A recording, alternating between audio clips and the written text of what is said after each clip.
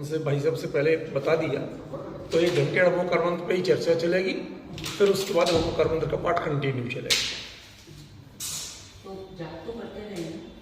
हाँ, मन में जाप करते हैं। हाँ हाँ। जाप करते हैं। जय श्री ओम नमः सिद्धिभ्य नमो अरिहंताणं नमो सिद्धाणं नमो आयर्याणं नमो वज्रायाणं नमो लोये सौवसाहूणम्। धर्मानुरागी भाइयों बहनों, आज हमारी चर्चा का विशेष विषय हमारे जिन शासन का ये मूल महामंत्र नमोकार मंत्र है। हमें इसके बारे में बहुत सारी चीजें जानना है। हम इतने ही जानते हैं कि हमारा सबसे बड़ा मंत्र है और इसका पढ़ना जानते हैं। बहुत कम लोग हैं जो इसका अर्थ भी जानते हैं कि इसमें पंच परमेष्ठी को नमस्कार किया गया, पर इसके अलावा बहुत रेयर लोग जानते हैं कि ये है क्या, कहाँ से आया, क्यों है, क्यों इसे अनादि निधन मंत्र कहा गया, इसके वास्तविकताएं क्या है, हमें वो सब चीजें भी जानना है। इसलिए आज जो हमारा प्रसंग है यहाँ नमोकार मंत्र के अखंड पाठ का, तो उसमें चर्चा के रूप में भी नमोकार मंत्र ही रहेगा, इसलिए वही अपन ने आज चर्चा का रखा है। सबसे पहले जाने कि इस नमोकार मंत्र का सबसे पहले प्रयोग कहाँ कहाँ मिलता है। ठीक है, तो लिखित रूप में पूरे मंत्र का सबसे पहला प्रयोग तो मिलता है षटखंडागम सूत्र में, जिसकी रचना आचार्य पुष्पदंत भूतबली ने की थी और जिसका उपदेश आचार्य धरसेन स्वामी ने दिया था गिरनार पर्वत की चंद्र गुफा में। तो वहां पर उपदेश हुआ था इसका सबसे पहले इस रूप में, और इसको लिखा गया था पुष्पदंत भूतबली आचार्य के द्वारा, और इस पर सबसे विस्तृत टीका जिनकी मिलती है वो है आचार्य वीरसेन स्वामी, जिन्होंने धवला ग्रंथ पर इसकी विस्तृत टीका की। तो ये तो हुई आपको सरल संक्षिप्त जानकारी।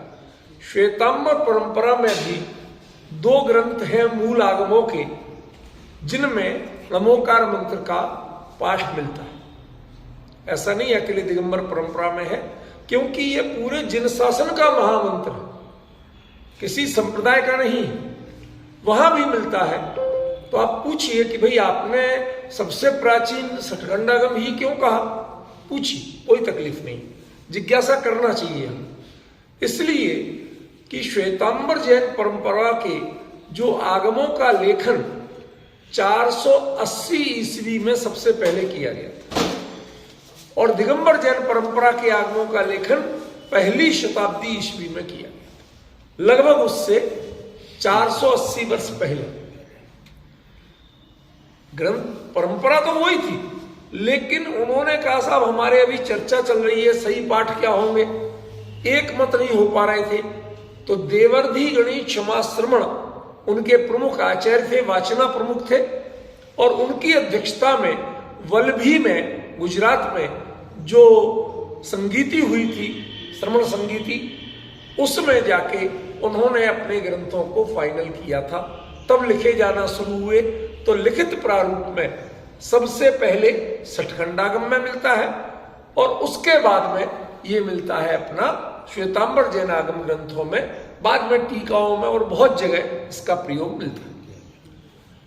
मूल में इसके प्रयोग और कहां मिलते रहे इससे भी पहले, तो सबसे प्राचीन प्रयोग वह मिलता है सम्राट खारवेल के शिलालेख में ईसा पूर्व 2री शताब्दी, लेकिन पूरा नहीं है, उसमें मात्र 2 चरण हैं। कौन कौन से? नमो अरिहंताणम, नमो सब सिद्धाणम। अब ऐसा क्यों? उसे 5 का लिखना चाहिए था, अधूरा क्यों लिखा? जाने तो सही, आज हम लोग जो पाठ कर रहे हैं, इस बहाने आज की चर्चा मैंने भाई सुरेंद्र जी से कहा कि भाई साहब इस पे ही चर्चा रखो, ताकि कम से कम लोग इसके बारे में जाने तो सही कि इसकी वास्तविकता क्या है, क्यों है हमारे यहाँ, कब से चला, किस रूप में चला, क्या इसका महत्व है। आज पूरी चर्चा इसी पर केंद्रित रहेगी और आप लोग जरा ध्यान से सुनते रहिए। 2 ही चरण उसमें प्रयोग क्यों किए? क्योंकि सम्राट खारवेल उसने स्वयं मुनि दीक्षा ले ली थी, समझिए। और मुनि दीक्षा के बाद वो शायद संघपति भी हो गया। उसके बाद में एक्चुअली उसकी रानी ने ये शिलालेख लिखवाया था। कौन सा शिलालेख? का नाम है हाथी गुफा शिलालेख। ये उदयगिरी उड़ीसा में, जो भुवनेश्वर है ना राजधानी, उसी में है ये। उदयगिरी की पहाड़ी पर खंडगिरी उदयगिरी वंदना करने जाते हैं ना, तो ये उदयगिरी की पहाड़ी पर है, ठीक है ना। तो आपको मतलब आज हम बिल्कुल तथ्यात्मक जानकारी देंगे और टू द पॉइंट जानकारी देंगे। आप लोग जानकारी लें, अपने इस महामंत्र के बारे में जाने, इसके सारे एस्पेक्ट बताऊंगा। जो लोगों ने गलत फैलाए वो भी बताऊंगा कि वो गलत क्यों है और सही क्या है। पूरी जानकारी आज आपको दूंगा, पूरे उसके हिसाब से तैयारी से आया हूं मैं। तो सुनिए, उसमें 2 चरण ही क्यों लिखे? क्योंकि लिखवाया रानी सिंधुला ने जरूर था, लेकिन लिखवाया जो था वो सम्राट खारवेल की ओर से, कि खारवेल का शिलालेख, सिंधुला का शिलालेख नहीं कहा उसे। तो जब खारवेल की ओर से लिखा जाएगा, उसके कार्यों का वर्णन लिखा जाएगा, तो उसमें मंगलाचरण में वह स्वयं जब आचार्य हो तो वह अपने को नमस्कार तो करेंगे नहीं, उपाध्याय को तो करेंगे नहीं, साधु को तो करेंगे नहीं, वो तो ऊपर ही दो बचे, कौन? अरिहंत और सिद्ध। तो बाकी जो सम्म शब्द अपना साहू के साथ जुड़ा है, उन्होंने सिद्ध के साथ जोड़ दिया, ठीक है। तो आज हमें एक जानकारी मिली कि इसके अलावा ये कहां मिलता है? सबसे पहले हाथी गुफा शिलालेख, उदयगिरी की पहाड़ी, भुवनेश्वर उड़ीसा में ये मिलता है। और उसका नाम, गुफा का नाम हाथी गुफा है, और इस शिलालेख का नाम भी इसीलिए हाथी गुफा शिलालेख पड़ा। आज ये यूट्यूब वगैरह सब जगह उपलब्ध है, सोशल मीडिया, खूब आप आराम से गूगल पर सर्च करके जान सकते हैं। और उसमें सबसे पहली ही पंक्ति है ये, नमो अरिहंताणम नमो सर्व सिद्धाणम, ठीक है ना। तो ये भी जानकारी आपको दे दी कि वहां 2 ही क्यों दिए। इसका मतलब वो ऐसा नहीं कह सकते हम कि पहले तो 2 ही थे, बाद में 3 और जोड़ दिए, ऐसा नहीं। उसका कारण दूसरा, ठीक है ना, वो क्लियर कर दिया। इसके बाद में इसका जो प्रयोग मिलता है ईशा पूर्व 1ली शताब्दी, अमित जी भाई साहब, ईसा पूर्व अपना ये 1ली ईस्वी का है सठकंडागम, ईसा पूर्व 1ली शताब्दी, लोहगढ़, ये महाबलेश्वर के पास, पुणे के पास पहाड़ियों में एक बहुत प्राचीन किला है, जिसे बाद में शिवाजी ने भी कब्जा कर लिया था, तो उन शिवाजी का किला के नाम से भी जानते हैं। लेकिन ये बहुत प्राचीन किला है, शायद भारत के सबसे प्राचीन किलों में से एक है। तो लोहगढ़ के जो किला था, उस किला में करीब करीब 12 शिलालेख मिले, और 12 के 12 शिलालेखों में वही प्रवृत्ति मिली जो खारवेल के शिलालेख। किसी में अकेला नमो अरिहंताणम और किसी में नमो अरिहंताणम नमो सब सिद्धाणम। इससे हम ये जान सकते हैं कि वो शिलालेख तो कोई आचार्यों ने लिखवाए नहीं थे, ठीक है ना, वो तो एक जैन श्राविका ने लिखवाए थे। उसमें सब मैं उस पर काम कर रहा हूं, आएगा आपके सामने प्रमाण। तो जब वो ऐसे लिखे गए, तो इस स्थिति में हमें ये जानना चाहिए कि देश में कहां उड़ीसा, कहां महाराष्ट्र का लोहगढ़, ठीक है ना, कहां कर्नाटक का तमिलनाडु और कहां गिरनार, ये पूरे देश में शिलालेखों में और शास्त्रों में इसको सबसे प्रधान महामंत्र के रूप में, सबसे प्रधान मंगल के रूप में क्या पढ़ते हैं हम? मंगलाणम च सव्वेसिम पढ़मम अवै मंगलम, सारे मंगलों में ये पहला मंगल। तो आज इस बात पर भी विचार करेंगे, यही पहला मंगल क्यों। समझ गया ना? जो हम पढ़ते रहे, जो हमने सुना है, आज उसके बारे में तथ्यात्मक रूप से जाने तो सही, ठीक है ना? जिसको हम इतने भाव से पढ़ते हैं, उसको एक एक चीज पे, एक एक पक्ष पे आज आपको पूरा क्लियर करेंगे, तो कम से कम हमारी जानकारी तो बढ़ेगी। ये क्लिप के माध्यम से बाद में लोग और सुन समझ के जान तो सकेंगे, कभी कहीं बताना हो तो बता सकेंगे कि वास्तव में ये हमारा महामंत्र ऐसा क्यों कहा गया, ठीक है ना? अब इसके एक प्रारूप के बारे में और अंतर बताऊं। वो अंतर ये है कि दिगंबर जैन परंपरा में सब जगह इसमें णमो मिलेगा, शुरू में णा, और श्वेतांबर परंपरा में इसकी जगह ना मिलेगा, और कोई अंतर नहीं। इधर पे णा ज्यों का त्यों रहेगा, लेकिन आदि में जितना शुरुआत में है उस णा की जगह ना मिलेगा। ये क्या है, क्यों है ये अंतर? ये थोड़ा सा कभी कभी होता है, दो भाइयों में भी झगड़ा हो जाए ना, मनमुटाव हो जाए, तो वो अपनी दुकान पे नया बोर्ड लगाता, कुछ नई पहचान बनाता। वो भाई ने यदि जो कलर लगाया तो वो अपना कलर अलग करता, थोड़ा चलता है। संसार में राग द्वेष की स्थिति है। तो उन्होंने कहा कि साहब हमारे ग्रंथों की भाषा तो अर्धमागधी प्राकृत, और अर्धमागधी प्राकृत में यदि किसी भी पद के शुरुआत में आएगा तो ना रहेगा, और बीच में अंत में आएगा तो ना रहेगा। आप समझिए, ये भाषा विज्ञान का नियम है, यद्यपि भाषा शास्त्र का इसका धर्म से उतना लेना देना नहीं था, लेकिन इस चीज को उन्होंने प्रेस्टीज इशू बना लिया। अच्छा, मजे की बात, फिर मेरे को, मैं तो रिसर्चर हूं, रिसर्च की, तो श्वेतांबर जैनों के एक बड़े विद्वान हुए बेचर दास दोषी, बहुत बड़े विद्वान थे, अंतरराष्ट्रीय ख्याति है, गजब का काम किया। और सबसे बड़ी चीज, श्वेतांबर जैन होते हुए भी उन्होंने तथ्य के आधार पर बात की, उन्होंने कल्पित बातें नहीं की। उन्होंने जो संस्करण श्वेतांबर आगमों के प्रकाशित किए थे उसमें ये ना ही है, ना नहीं। भाई मतलब 480 ईस्वी से लेके और 19वीं शताब्दी तक इसका मूल प्रारूप क्या था? णा था, ना नहीं था। फिर ये चर्चा चलती रही, बना लिया गया, उन्होंने पाठ नए संस्करणों में बदल दिए, प्राचीन में वही रहे। तो फिर आचार्य तुलसी हुए, श्वेतांबर जैन 13 पंथ संप्रदाय के, सब आप लोग जानते होंगे, और आचार्य सुशील मुनि जिनके नाम से जगह का है। तो इन दोनों का मैं प्रत्यक्ष साक्षी हूं, ऐसा नहीं है, मेरा निकट का संपर्क रहा दोनों से। तो जो आचार्य तुलसी थे उन्होंने और आचार्य सुशील मुनि ने, दोनों ने एक साथ बैठकर के इस बात को स्वीकार किया कि णा बोलने में, डॉक्टर साहब, ना की जगह णा बोलने में हमारी ऊर्जा अधिक लगती है, हम अधिक ऊर्जस्वित होके बोलते हैं, एनराइज होके बोलते हैं, ठीक है ना? इसलिए मंत्रों में जिन वर्णों का प्रयोग किया जाए उससे हमारी ऊर्जा बढ़ना चाहिए, घटना नहीं चाहिए। समझ गए ना?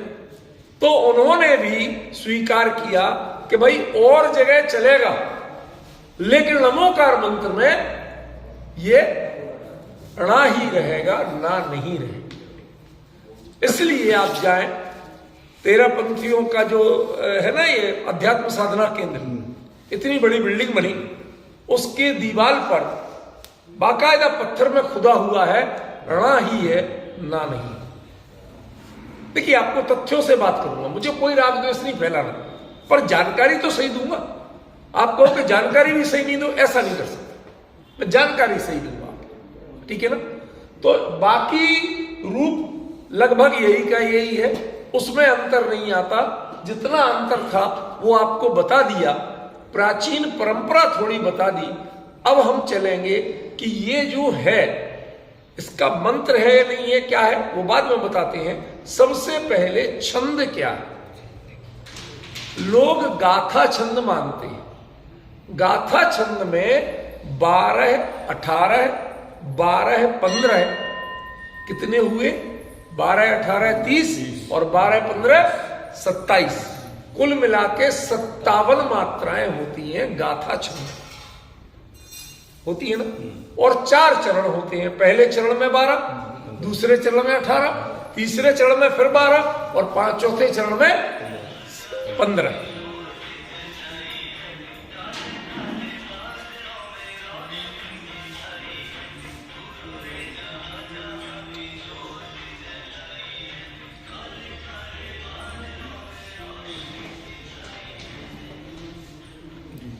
तो शांत, ठीक है, हो जाता हूं, उन्हें पता नहीं था, रख लिया हो।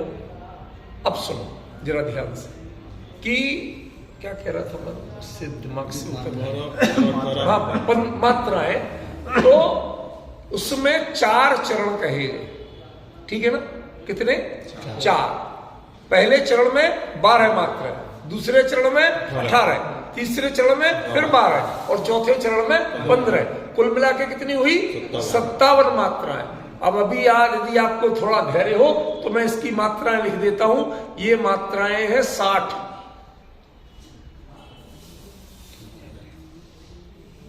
होना चाहिए कितनी? 57 है। कितनी? एक मान्यता से 59 और एक परंपरा से 60। तो ये तो गड़बड़ हो गई। अच्छा, दूसरा, छंद शास्त्र में 2 तरह के छंद माने हैं, एक मात्रिक छंद और एक वार्णिक छंद। अब आपको लगेगा पता नहीं क्या पढ़ा रहे, घबराओ नहीं, आपको काम की चीज बता रहे। जिसमें वर्ण 1, 2, 3, 4, 5, 6, 7 ऐसे गिन के जब गिनती की जाए तो वो कहलाता है वार्णिक छंद। वर्णों से जिसकी गिनती की जाए वो क्या है? वार्णिक छंद। और मात्राओं से जिसकी गिनती की जाए वो है मात्रिक छंद। अब देखो, हम आपको अंतर जरा सा तो बताएंगे। ये है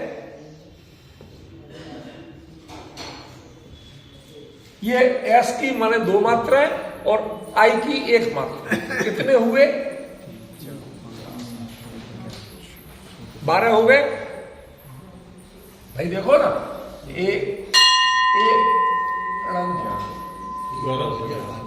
हाँ, इसमें 11 मात्राएं हुई। तो इसमें जब है 11 और उसमें चाहिए कितनी? 12। ठीक है ना। तो इसका मतलब है कि इसका पैटर्न अलग है और गाथा छंद का पैटर्न अलग है। ठीक है ना। अब वर्ण गिने तो आप पढ़ते हैं सरल हिंदी में 5 चरण और 35 अक्षर। बताइए किसने नहीं पढ़ा? 5 चरण और 35 अक्षर पढ़ा है ना राजकुमार जी? सुना है? तो जब ये सुना है तो उसके हिसाब से इसमें 1, 2, 3, 4, 5, 6 और 7। आपके 11 की जगह कितने ले गए? 7। ऐसे गिनेंगे तो इसमें 35 हो। ठीक है ना। तो अब ये 5 चरण और 35 अक्षर तो मिल रहे हैं जो हम लोग पढ़ते आए, लेकिन 4 चरण 57 मात्रा नहीं मिल रही है। और जब अक्षरों से गिनती हो रही है तो एक ऐसा छंद हुआ, वार्णिक छंद हुआ, वर्णों की गिनती वाला और 5 चरण वाला। अभी तक वेदों के अलावा कहीं 5 चरण वाला छंद नहीं मिला। भाभी ध्यान से सुनना। देखो, आज आप जिज्ञासु बहुत हो इसलिए बता रहे, ये चीजें याद रखना। इस क्लिप को तो घर में सुन के द्वारा और नोट कर ले, ऐसी चीज बता रहा हूं। आप क्या 5 चरण और 35 अक्षर वेदों के अलावा सबसे प्राचीन ऋग्वेद में कहीं कहीं 5 चरण के मंत्र मिलते हैं और वो सारे मंत्र हैं 5 चरण के। और कहीं भी 5 चरण का मंत्र छंद शास्त्र में नहीं मिलता। कम से कम संस्कृत में, प्राकृत में कहीं नहीं मिलता। मैं सब कुछ समझ। इसका मतलब ये वैदिक काल से भी और प्राचीन काल का मंत्र है। तो जरूर कहीं ना कहीं द्वादश संघ परंपरा से ये मूल आगम परंपरा का है, ये आजकल का किसी का बनाया हुआ नहीं है। ना इसे धरसेनाचार्य ने बनाया, ना पुष्पवंत भूतबली ने बनाया, ना वीरसेन स्वामी ने बनाया, इन सब ने इसको लिखा। खारवेल ने, सिंधुला ने, किसी ने बनाया नहीं था, इन सब ने लिखा था। ठीक है भाई साहब, इतना क्लियर हुआ।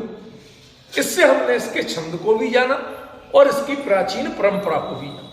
और 5 चरण के जितने मंत्र होते थे उनको छंद नहीं कहा गया, वास्तव में उनको मंत्र कहा गया। समझ गए? मन को त्राण यानी रक्षा करें, मन में संकल्प, विकल्प, राग, द्वेष, मोह, इनसे जो बचाए आपको, उसका नाम मंत्र है। अभी तक आपने मंत्र में क्या पढ़ा? शुरू में ओम हो, अंत में नमः स्वाहा हो, ये आपको बहुत बाद की चीजें हैं और ये मंत्र का मूल स्वरूप ही नहीं। मंत्र का मूल स्वरूप है कि जो मन को त्राण दे, तृप्ति दे, शांति दे, रक्षा करे। ये काम क्रोध के विकल्प, कसाय के जाल, ये मन को कसते रहते, सताते रहते। इनसे आप पढ़ो, जो उसको पढ़ते ही मन को एकदम शांति मिले, उसका नाम मंत्र। हम क्या सोचते? शत्रु का नाश हो जाए उसका नाम मंत्र, मेरे विघ्न दूर हो जाए उसका नाम मंत्र। ये मंत्र का स्वरूप ही नहीं है, हमने पढ़ा ही नहीं इसका मतलब मंत्र को आज तक। मंत्र सिर्फ मानसिक शांति के लिए होता है। जिस चीज से आपको मानसिक शांति हमेशा मिले, उसका नाम मंत्र। टेंशन करने की जरूरत ही नहीं। समझ गया ना? वो सभी मंत्र है कि जिससे मन की शांति आपको प्राप्त हो। ठीक है, क्लियर हुआ? तो ये जो है, इस अर्थ में मंत्र, वेदों में भी जो मंत्र हैं उन एक भी मंत्र में ओम से शुरू नहीं। खास तौर पर ऋग्वेद में एक भी मंत्र ओम से शुरू नहीं है। तो वो मंत्र कैसे है? डॉक्टर साहब, आप लोगों को देखो, जानकारी लेवल बढ़ाइए। इससे कभी कोई बहस करे, कुछ कहे, तो आपके पास देने को उत्तर रहे। आप बोल सकेंगे, पर ना बोल ही नहीं सकेंगे। समझ गए? तो ये चीज को थोड़ा पहचान। ठीक है? तो ये जो है, ये किस अर्थ में मंत्र है? जो असल में पूजा पाठ यज्ञ हवन में प्रयोग होते थे, उनमें भी बहुत लेटर फॉर्म में ओम और स्वाहा इनका प्रयोग शुरू। मूल में मंत्र में मात्र नमः या नमो इनका प्रयोग। आप भी पढ़िए, उन लोगों के जितने भी मंत्र हैं वो नमः नमः नमः करके बोलते हैं ना। बताइए, जिस किसी को भी आगे शुरू में नाम लगा लो और नमः, ठीक है ना, ऐसे ही बोलते हैं। हमारे यहां नमः पहले, नमो पहले और नाम बाद। ये परंपरा संस्कृत के सारे मंत्रों से भी अलग हटके है और प्राचीन परंपरा। हमारे यहां इस परंपरा का पालन बाद के अभिवादनों में देखा जाता है। णमो की जगह हम जय का प्रयोग करते हैं। जय जिनेन्द्र, वो लोग बोलेंगे जय राम जी की। जय पहले, व्यक्ति बाद में। णमो पहले, व्यक्ति और पद बाद में। ठीक है? तीसरा बड़ा अंतर क्या है कि उनके यहां व्यक्तियों की पूजा है। जितने मंत्र हैं वो व्यक्ति केंद्रित हैं, हमारे जितने मंत्र हैं वो गुण केंद्रित हैं। अरिहंत कोई व्यक्ति का नाम नहीं है, एक अवस्था है। जिसने उतने गुण प्रकट किए, 40 गुण सहित है, अरहंत है। बताइए, कोई दुविधा है इसमें? बताइए, नहीं है ना? तो हम पहचाने इसको कि जो पद होते हैं गुणों से, योग्यता से, पद व्यक्ति से नहीं होते। समझ में आया? कोई पहला प्रधानमंत्री हो गया तो पद का नाम जवाहरलाल नहीं हो जाएगा, उसका नाम जाना जाएगा। जवाहरलाल जी का नाम आज जाना जाता है, पहले प्रधानमंत्री होने से जाना जाता। यदि वो प्रधानमंत्री नहीं होते, नहीं चुने गए होते, तो नहीं जान रहा था आज कोई। समझ गया? इसका मतलब क्या है कि हमारे यहां गुणों की पूजा है, व्यक्ति की पूजा नहीं है। प्राचीन काल में एक परंपरा, श्रवण परंपरा रही, जिसने मात्र गुणों की पूजा की, और अन्य मतियों में जो परंपरा रही उसमें व्यक्ति की पूजा रही। उनके मंत्र व्यक्ति केंद्रित हैं और हमारे मंत्र गुणों पर केंद्रित। क्या प्रमाण है इसका? तत्वार सूत्र के मंगलाचरण में आचार्य उमा स्वामी साफ लिखते हैं, वंदे तदगुण लब्धये। भगवान, मैं आपसे पैसा नहीं चाहता, मैं बीमारी दूर कराना नहीं चाहता, मैं नाती पोते नहीं चाहता, कोर्ट कचहरी जीतना नहीं चाहता, कुछ नहीं चाहता। क्या चाहते हो? तदगुण लब्धये। जैसे आप में गुण हैं वैसे मेरे में हो। मैं तो आपको मिरर की तरह, दर्पण की तरह देखने आता हूं, आपसे मोटिवेशन लेता हूं, प्रेरणा लेता हूं और अपने आप को इंप्रूव करता हूं। क्लियर हुआ? ये हमारे यहां की परंपरा थी। ये थोड़ा सा रमो के बारे में और उसके उद्देश्य के बारे में बताया। अब देखें नमो क्या है। नमा माने नमस्कार, नमो माने नमस्कार। हमारे यहां नमः, नमस्कार, इसमें कार क्यों जुड़ा? अकेला नम ना बोले तो मूल वर्ग तो नमः, नमना ही है, झुकना ही है, तो कार क्यों जुड़ा? अपन पढ़ते हो ना, ऐसो पंचन मोहकारो, उसमें भी कार जुड़ा हुआ। पढ़ते कि नहीं पढ़ते? तो देखिए, आज आपको मेरा उद्देश्य यही है, मैं किसी भी विषय पे बोलूं आपको परफेक्शन के साथ उसकी पूरी बात बताऊं। और विषय भले ही आज नियमसार नहीं चल रहा, लेकिन हमें जानना जरूरी है। आज जैन समाज के बहुत सारे लोग हैं जो जानते ही नहीं है, और बहुत सारे ऐसे विद्वान हैं जिन्होंने इसके बारे में अनर्थ फैलाया। हम दोनों की चर्चा करेंगे और क्लियर चर्चा करेंगे, पर क्रम से। हमारा उद्देश्य किसी को टारगेट बनाना नहीं है, हमारा उद्देश्य इसका स्वरूप बताना है, इसकी महत्ता बताना है और इसके भ्रमों का निवारण करना है। ठीक है ना? तो नमो को नमस्कार क्यों कहते हैं, ये प्रश्न है मेरा। कभी सोचा था सचिन, अमित जी भाई साहब? भाई हिंदी में भी नमस्कार कहती, अकेला नम नहीं कहती, नमः नहीं कहती। ठीक है ना? संस्कृत में परिपाटी है अकेला नमः, लेकिन हिंदी वाले बोलते हैं जब, तो वो नमस्कार बोलते हैं। क्यों है? कार शब्द क्रियावाची, वचनवाची नहीं।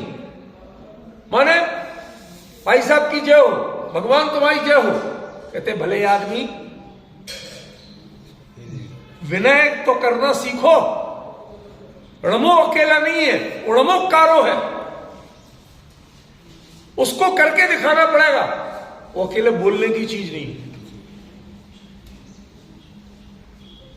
आपको जब आप सामाजिक जिनवाणी स्तुति या किसी की बात करते, काय उत्सव, तो मैं विरोध करता हूं ना कि हाथ नीचे करके नहीं, हाथ जोड़ के कहता हूं। डॉक्टर साहब, अब समझ में आ रहा क्यों कहता हूं? क्योंकि णमो शब्द हमारे यहां क्रिया विहीन नहीं है। क्रिया विहीन शब्द वो आपको फलदायी नहीं। बताइए, मैं आपको नमस्कार करूं, डॉक्टर साहब नमस्ते, नमस्कार, और हाथ ही नहीं जोड़ू, कुछ नहीं करूं, तो बड़ा अकड़ू आदमी। ये अभिनय का प्रतीक है। यदि सामने वाला आपको नमस्कार के योग्य लगता है तो नमस्कार अकेला वचन से मत करिए, मन और काया दोनों को भी जोड़िए उसमें। यदि वो काया तक नहीं जा रहा है, इसका मतलब मन से नहीं है। मन से करोगे तो काया तक आएगा ही। नमस्कार एक ऐसी क्रिया है कि जिसके प्रति आपका मन होगा तो उसके सामने हाथ जुड़े बिना नहीं रहेंगे, और मन नहीं होगा तो आप लाख कह लो तो भी जुड़ेंगे, हाथ लटके रहेंगे। अब बताओ, हाथ लटके लटके जो कर रहे हैं वो क्या कर रहे हैं? बताओ। अभिनय कर रहे हैं, क्योंकि नमो की विधि नमस्कार की विधि। नमोकार मंत्र में जो नमो का प्रयोग किया गया, you should apply by body, by speech, by brain, तीनों जगह से, मन से, वचन से, काया से, तीनों से उसको एक रूपता में ला, तब वो नमो बोला। ठीक है ना? इसमें नमो शब्द प्रयोग है, लेकिन बाद के छंद में ऐसो पंच नमोकारो, उन्होंने क्लियर कह दिया कि नमो का मतलब अकेला बोलना नहीं है, नमो माने नमस्कार करना। ठीक है ना? क्लियर हुआ? देखो, चीज जानना हमारे लिए बहुत जरूरी है। सबसे बड़ा संकट है, डॉक्टर साहब जैसे लोग इतने बड़े हो गए, आज अपने इनके नाती पोते पूछें तो कई चीजों को हम अपने धर्म के बारे में बताने की स्थिति में नहीं। गड़बड़ी कहां हुई कि जिन्हें सिखाना था उन्हें सिखाई। समझ गए? कुछ लोग एकदम हाई लेवल की चर्चा लेके बैठ जाते, कुछ लोग खाली रटाने को बैठ जाते कि ये रट लो, ये रट लो, ये रट लो, 24 तीर्थंकर के नाम रट लो, 24 तीर्थंकर चिन्ह रट लो, उनके जन्म क्षेत्र रख लो, उनके केवल ज्ञान, ये सब रटाने के काम तो शुरू हो गए। इसकी पंडिताई तो शुरू हो गई, 6 द्रव्य 7 तत्व 9 पदार्थ 5 अस्तिका सब रट लो। अरे रट लो, कोई चीज समझ भी लो, कुछ सीख भी लो, कुछ अप्लाई भी कर लो। कहते ना वो नहीं करना, अकेला रट लो। समझ गए? आज जितने भी ये कोर्स और दुनिया की संस्थाएं चल रही है, एकमात्र लक्ष्य, साल भर में कुछ प्रश्न बनाए, उन प्रश्नों को रटाओ, उसका परीक्षा लो, पुरस्कार बांटो। अरे ये क्षुद्र क्षोभसम के काम से कोई धर्मात्मा कैसे बनेगा? रट्टू तोता तो बन सकता है। मैं अभी यूनिवर्सिटी में इंटरनेशनल कॉन्फ्रेंस चल रही थी मेरी, मैं एक सेशन को प्रिसाइड कर रहा था, मैं उसमें सीधा बोला, हमने कहा आपके ऑनलाइन सिस्टम का सख्त विरोधी हूं, सख्त विरोधी हूं। मैं सब रटते हैं, ये जो टिक मार्क परीक्षा है इसका सख्त विरोधी हूं। अगले को आया क्या तुक्के में भी लग सकता है भाई, 4 है, 4 में एक को सही करना है। अब कई लोग तो यूं हाथ घुमा के भी लगा देते, हो ही जाते हैं कुछ लोगों के, कई लोग अच्छे खासे नंबर से पास हो जाते हैं, भाग्य हो तो। इसका मतलब है उसे उस बारे में कुछ आता है, इसकी कोई गारंटी है? बिल्कुल नहीं। तो ये जो बिना क्रिया के खाली वचन का प्रयोग, ये वही ऑनलाइन वाला सिस्टम है, तुक्के की टिक मार्क करना है। अंदर मन तक कुछ गए ही नहीं।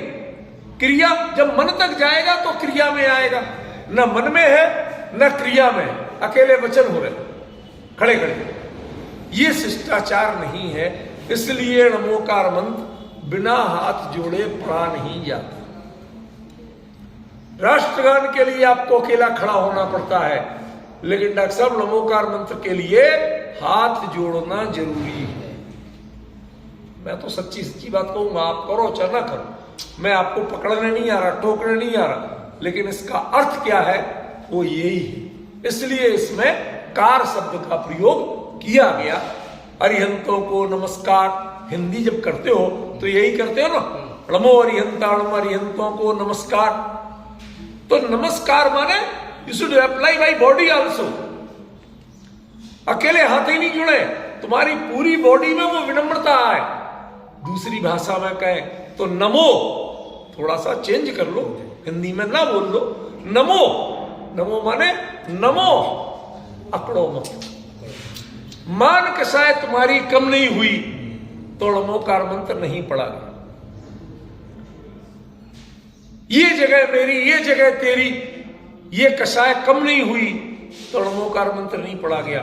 नमोकार मंत्र कहता है पहले विनम्रता लाओ, पहले सहिष्णुता लाओ, पहले गुणों का आदर करना सीखो, कौन, ये धरती किसी की हुई? चक्रवर्ती भरत ने जब लिखने गए पर्वत पे अपना नाम, जहां सब चक्रवर्ती लिखते, तो लिखने को जगह नहीं थी, इतने पहले हो चुके थे। क्या करें था, फिर कांकड़ी रत्न से मिटा के और अपना नाम लिखा। कहते फिर वहां उनकी आंखों में आंसू आ गए, कल के दिन कोई आएगा दूसरा, वो मेरा मिटा के अपना लिख जाएगा। लिखने का फायदा क्या हुआ? इस अहंकार का कोई लाभ नहीं है जीवन में, कोई औचित्य नहीं है। इसलिए सच्चे मन से, वचन से और तन से, क्रिया से, तीनों से नमना सीखो।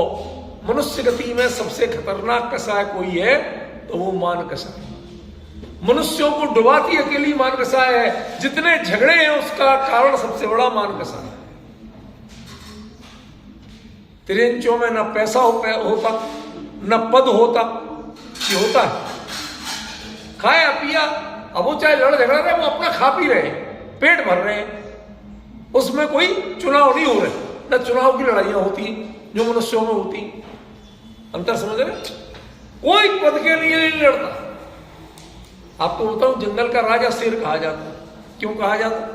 वो एरिया बनाता है, उस एरिया में दूसरा शेर नहीं रहे, उसे लड़के मार के भगा देता, तो वो कुछ अपनी गंध लगा देता है वहां एरिया।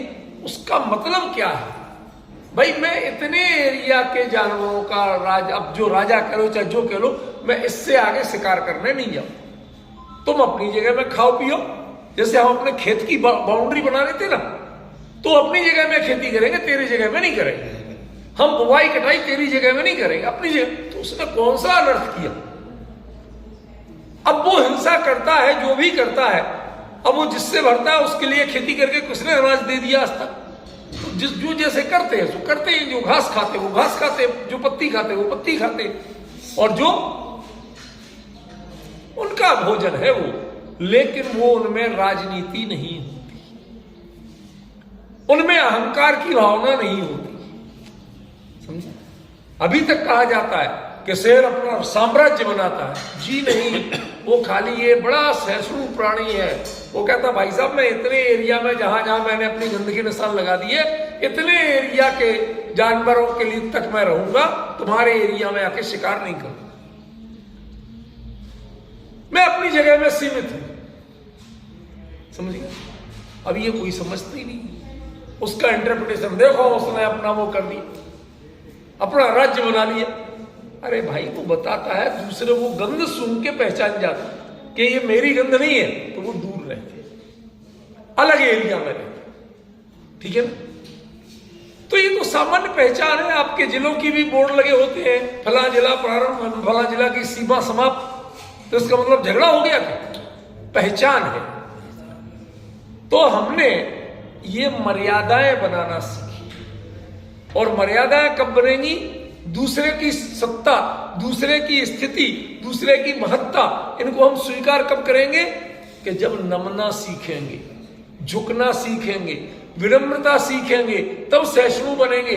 इसलिए हमें नमना, झुकना, विनम्रता, सहिष्णुता, इसका पाठ कोई सिखाता है तो ये णमो पद सिखाता है। पांचों में नयन बाबू क्लियर हुआ? समझ में आ रहा? भाई हम इसे पढ़ते तो जीवन भर से थे, बचपन से थे। आज थोड़ा इसको एनलॉर्जमेंट करके जान लो। ठीक है ना? चलो अब इसके बाद में इन 5 पदों की चर्चा करते हैं। यही क्यों प्रयोग किए, इनका मतलब क्या है?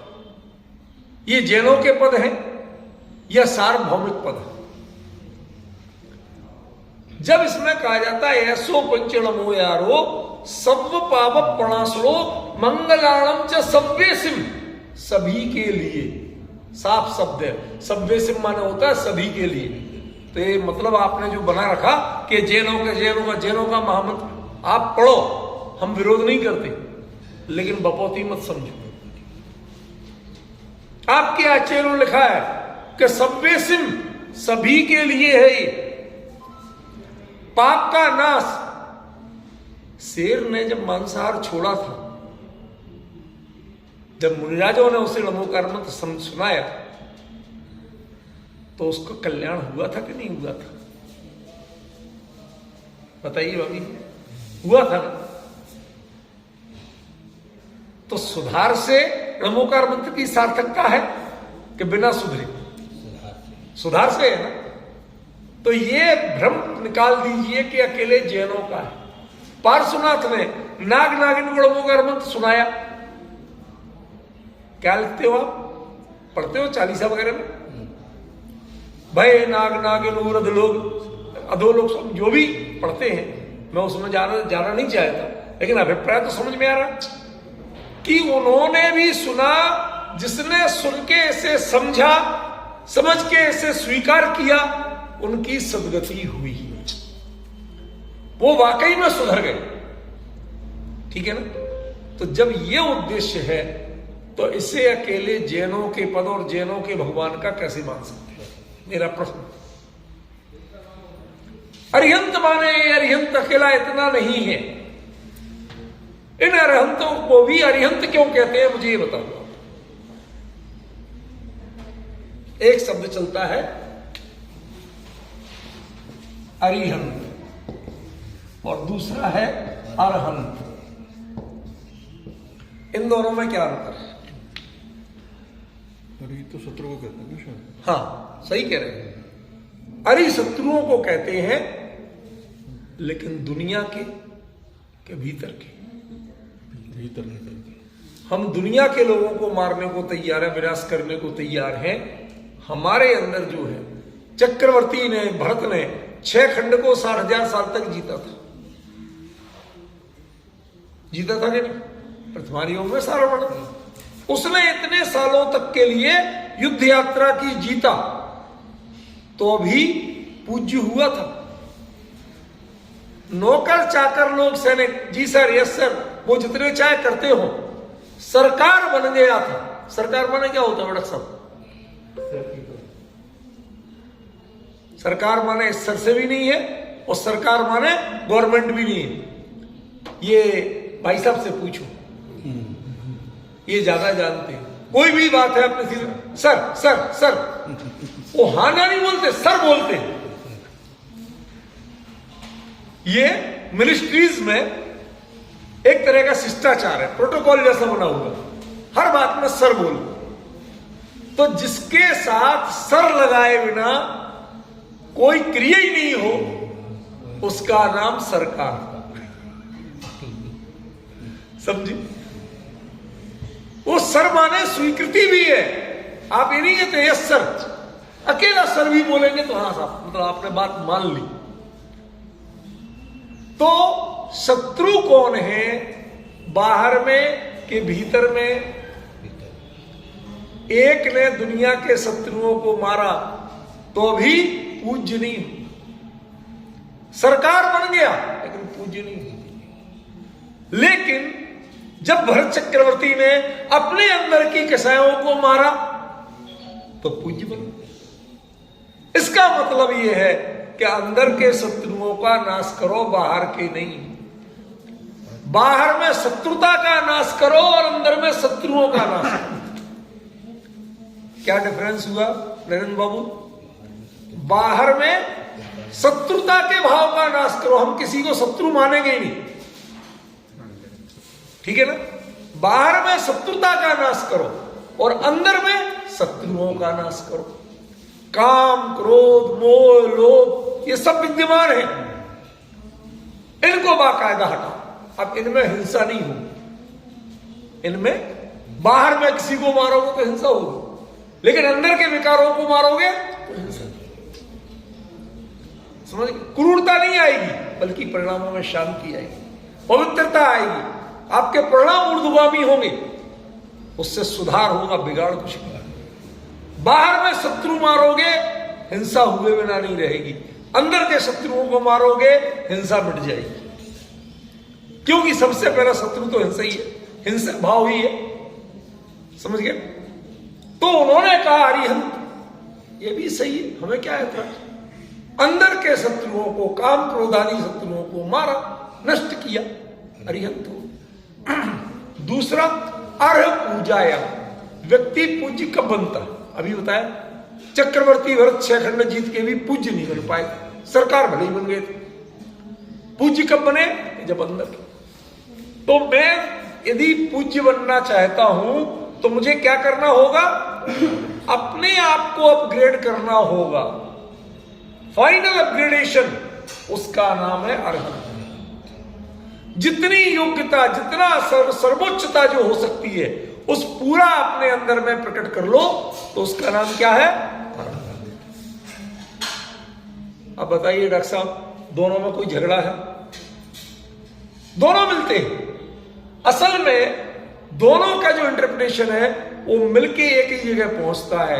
ये भी कहते हैं अंदर के विकारों को नष्ट करो तो तुम अरहंत बनोगे, और ये कहते हैं अरहंत बनना है तो अंदर के विकारों को नष्ट करो। बात तो एक ही है, कोई झगड़ा है नहीं। ये झगड़े व्यर्थ में फैलाए जाते हैं। जिनके दिमाग में कसाय है वो दुनिया में हर चीज में झगड़े फैलाए, और कसाय नहीं है तो अपने आप झगड़े शांत हो। झगड़ों का कारण लोग कहते हैं ना, झगड़े की जड़ तीन, जड़ जोरू और जमीन। ये तीन ही नहीं है, सबसे बड़ी तो ये है मान कसाय। मेरी बात ऊंची रहना चाहिए, जगह मेरी, तुम कौन होते हो? अरे तीन लोग के नाथ से बड़े हो गए तुम, झुकना सीख लो वरना टूट जाओगे। जंगल में वो पेड़ हमेशा टूटे हैं आंधियों में जिन्होंने झुकना नहीं सीखा। अपने धर्म, अपने आराध्य के सामने झुकना सीख लो। नहीं सीखोगे तो टूट जाओगे, गारंटी दे रहा हूं। यदि टूटने से बचना है तो झुकना सीख लो, विनम्रता सीख लो। हम भी यहां विनम्रता करते हैं और आप भी विनम्रता करो, इसलिए विनम्रता का पाठ पढ़ाने वाला नमोकार मंत्र। ठीक है, तो अरिहंताड़म या अरहंताड़म का क्या मतलब हुआ? अपने अंदर के विकारों को जिन्होंने मारा वो अरहंत। ठीक है, क्लियर? चलो, सिद्ध। अब हमने कोई चीज अचीव तो कर ली, प्राप्त तो कर ली, लेकिन प्राप्त करने के बाद आप सबसे निरपेक्ष होकर वही काम कर सकते हैं। अरिहंतों के कई गुण ऐसे हैं जो शरीराश्रित। खून सफेद होना, तो उसके लिए बॉडी चाहिए कि नहीं चाहिए? अब तुम आत्मा हो कि शरीर हो? बताओ ना। हो, मैं हूं आत्मा, और मेरे लिए शरीर के गुण सिखा रहा हो तुम। जिनके तीन छत्र होते हैं, छत्रत्रयम तव विभाति शशांक कांतम, जिनके तीन छत्र लगे होते हैं वो अरहंत है। तो छत्र तो शरीर भी नहीं है और आत्मा भी नहीं है, ये तो बाहरी वैभव है। तो इनसे अरहंत होंगे क्यों? भामंडल की दुति जगमगात, तो भामंडल बहुत अच्छा है। ये सब भी बाहरी चीजें हैं। अरिहंत के गुणों में चाहे दिव्य ध्वनि हो, बहुत सी ऐसी हैं, 64 चमर डुलना, ये सब बाहरी चीजें हैं। तो असली सिद्धि क्या है? असली चीज क्या पाई आप? प्रश्न तो होगा। अभी तो हमें यही दिख रहा कि 64 चमर डुल रहे हैं, 3 छत्र लगे हुए हैं, भामंडल बन रहा है, नीचे कमल पर आपके विहार होता है, बैठे तो गंधकुटी में। वो सारी चीजें जो आपको दिख रही हैं वो क्या दिख रही हैं भाई साहब?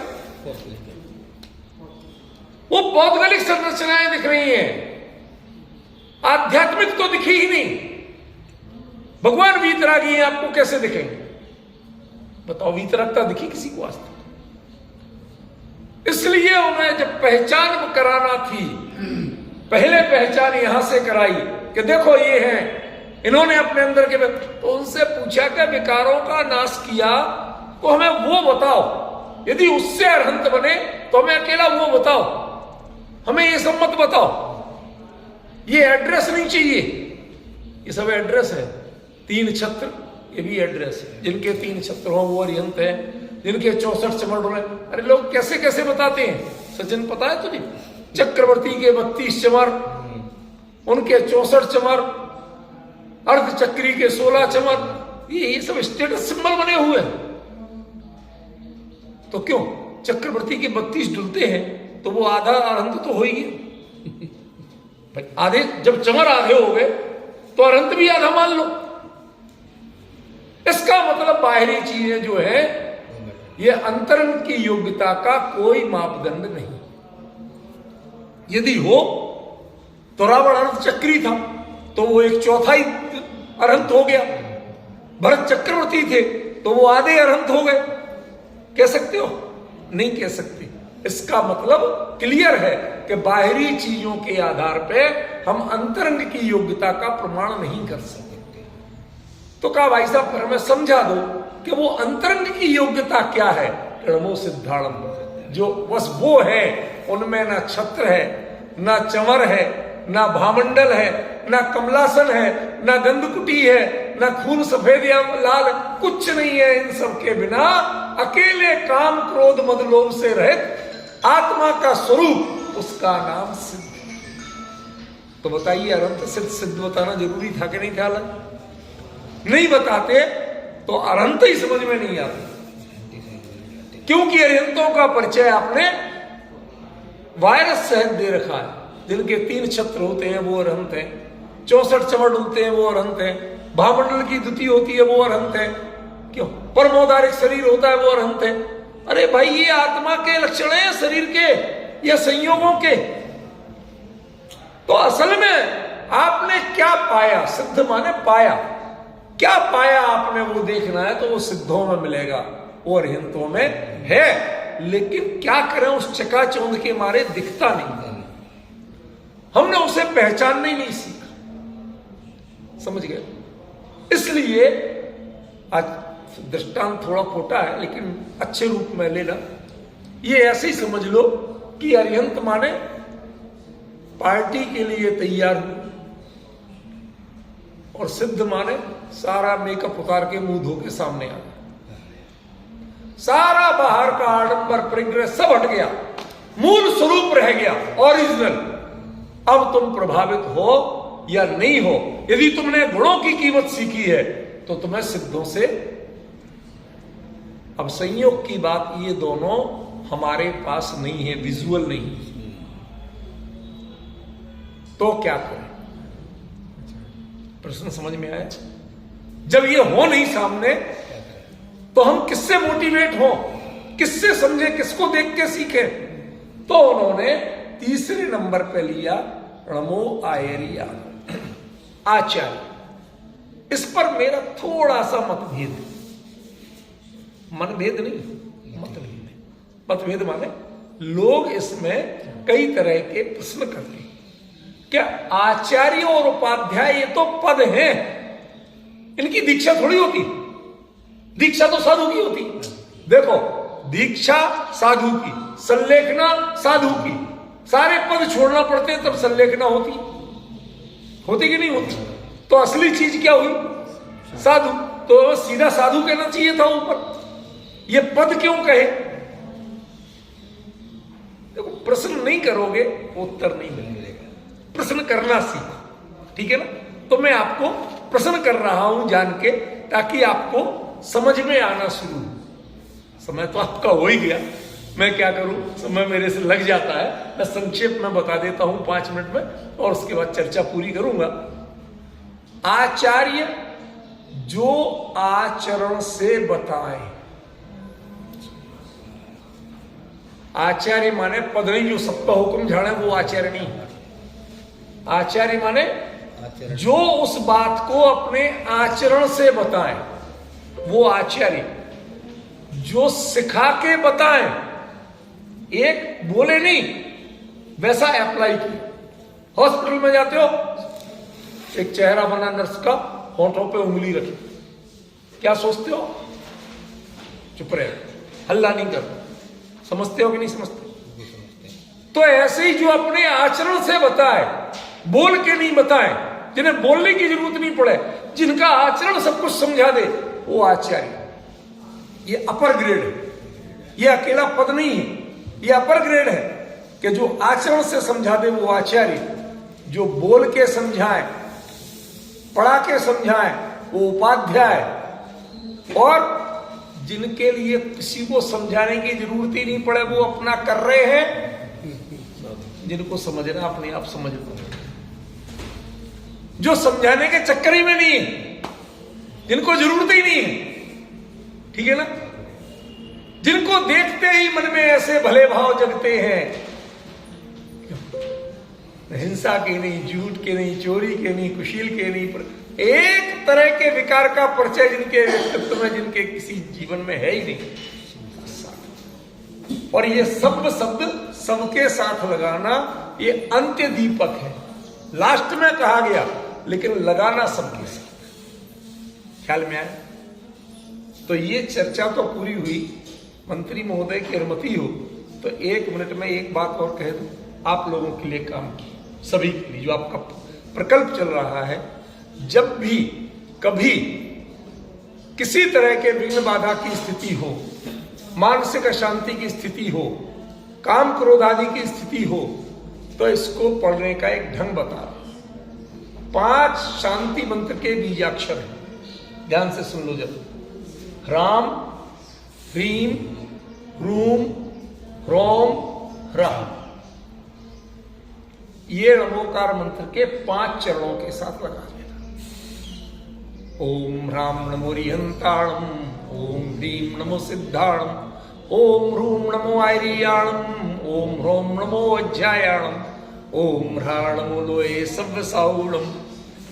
यदि ऐसे पढ़ते हैं और हाथ जोड़कर पढ़ते हैं तो आप मान के चलिए आपने शांति मंत्र और नमोकार मंत्र दोनों एक साथ पढ़े। ये इनका कॉम्बो रूप है।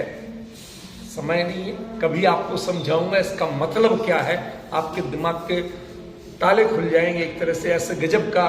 अभी तो आपको संकेत में बताया कि आपको मन करे तो बीच बीच में एक आध बार ऐसे भी पढ़िए, अपने परिणामों की शांति के लिए, विघ्नोपद्रव की शांति के लिए। सबको परिणाम अच्छे हो, हम किसी के प्रति द्वेष भाव नहीं रखते, उनके भी जो परिणाम यदि खोटे हुए हैं तो वो सुधरे, हमारी यही संभावना। हमारा धर्म ध्यान अखंड बना रहे, यहाँ तत्व चर्चा, धर्म ध्यान, पूजा पाठ, गुणानुवाद, ये अखंड बना रहे, यहाँ पर तू मैं की स्थिति ना आए। इस मंगल भावना के साथ मैं आज की बात